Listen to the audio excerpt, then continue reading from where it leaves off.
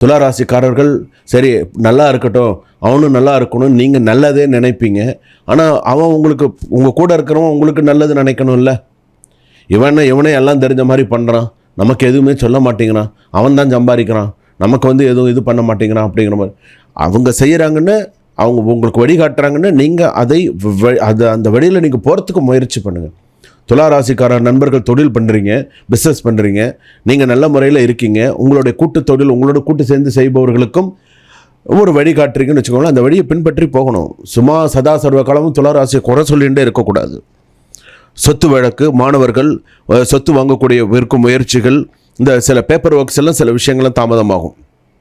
சில நேரத்தில் வந்து பார்த்திங்கன்னா கோவிலுக்கு போனீங்க அப்படின்னு சொன்னால் துலாம் ராசி பொறுத்தளவுக்கு ஆதி திருவரங்கம் போயிட்டு வாங்க. பெருமாள் ஆலயம், சயன குளத்தில் இருக்கக்கூடிய பெருமாள், நின்று கொண்டு இருக்கக்கூடிய பெருமாள் ஆலயங்கள் சென்று வழிபாடு பண்ணிட்டு வாங்க. அன்னதானத்துக்கு அரிசி வாங்கி கொடுங்க, பச்சரிசி வாங்கி கொடுங்க உங்கள் கையினால்.